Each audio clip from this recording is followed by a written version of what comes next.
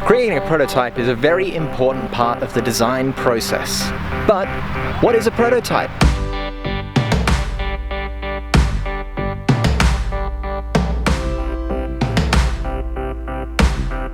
A quick Google search will tell you that a prototype is a hand-built model that represents a final product. Now, keywords here is that it is hand-built, it's not a manufactured item, and it only represents a final product, it isn't the final product.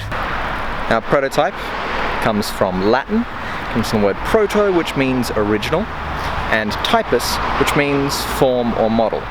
So a prototype is an original model. It's the first version of. A good design process will typically consist of the following steps: understand, translate, synthesize, prototype, and test. This process can jump around these a few times. I'll explain the design process a bit more in another video, but now we're focusing on the prototype part of this phase.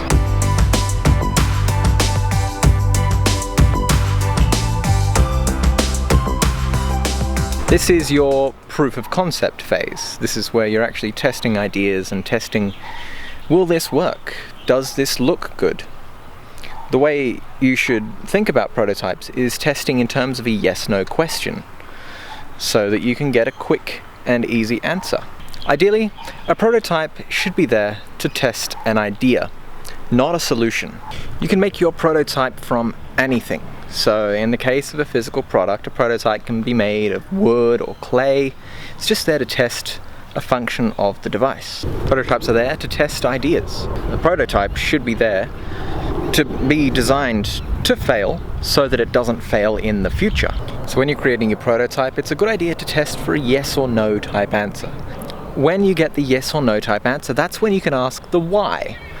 And that's where you can get a bit more detail. A quick and easy way to gather information from your prototype.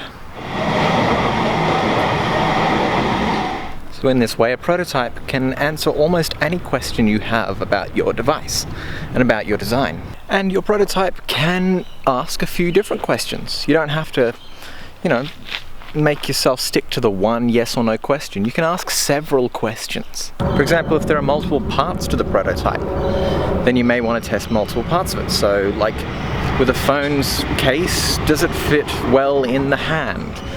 Are the buttons placed correctly? That sort of thing. You can test multiple parts of a single prototype. Prototypes exist because you want to test something, but also you don't want to have to recreate a full model, a full manufactured model every single time. Your prototype is supposed to be able to be quickly reproduced and quickly recreated by hand for cheap, so that you don't waste too much effort in recreating a whole object every single time. This also means that iterations of your prototype and iterations of your design can be created faster, so that you can develop faster. And you can have multiple prototypes running at the same time. So you can create a prototype of one part of your design and another and another and another. Have 5 or 6 different prototypes all running concurrently, all getting answers, all contributing, all in parallel, all at the same time. Another good thing to do is to document and archive all of your prototypes. This way you can jump back and have a look at your old ones, even if they're broken, even if they failed. You can look back on them, see how they did, and keep learning from them. You don't want to lose them. This also means that you'll pretty much never double up on a prototype. For example, if your design process is quite long, then you may, if you haven't properly documented and archived your prototypes, you may create a second version of the same prototype, testing the same thing essentially. So why would you want to do that? As is a common saying, which is, I'm not exactly sure who actually said it to begin with, though it's attributed to Einstein. The definition of insanity is doing the same thing over and over again and expecting different results. Don't create the same prototype over and over again and expect different results.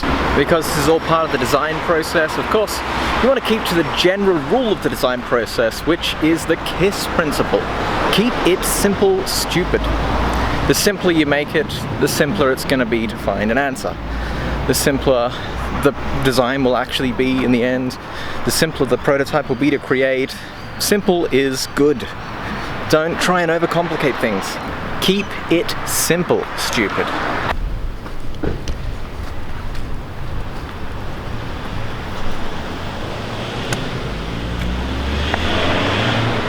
So get out there and make your prototype.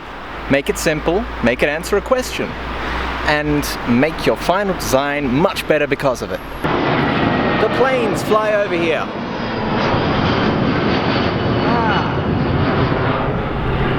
They are so loud. If you have any comments or experiences that you would like to share with us about your prototypes or your prototyping process, leave a comment in the comments section below. As always, have an awesome day or night or whatever time it is where you are. Hit that like and subscribe button and I'll see you in the next one. Cheerio!